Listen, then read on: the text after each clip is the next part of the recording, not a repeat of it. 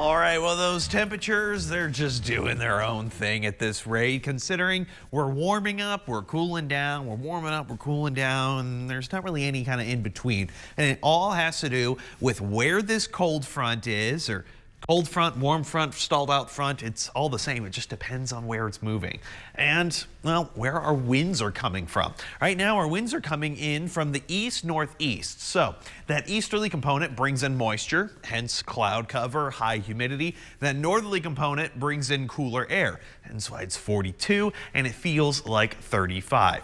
Where is that cold front? Well, the front itself actually is now more of a warm front because it kind of moved its way farther north, warming up much of the Rio Grande and the Trans-Pecos region. Look at that. Fort Stockton's at 78, Big Bend's at 81, Midland's at 42, and Snyder's at 36. So, yeah, a big variation across much of the region for today.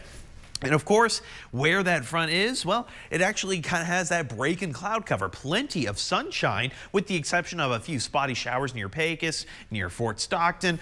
Other than that, you have all the cloud cover on the eastern half where we're seeing those cooler temperatures.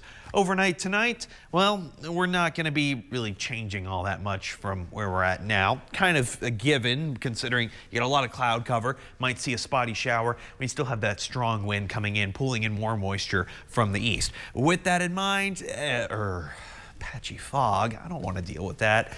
Well, we kind of have to. We've been dealing with it for the last 2 days, so. All right. Hey, good news though, we clear up by the afternoon, so that's fantastic. I'm a big fan of that. But what is the forecast? We're just throwing stuff at a dartboard at this point. And you know what? Just take a guess. I have tomorrow at 55. It could be 35 for all we know.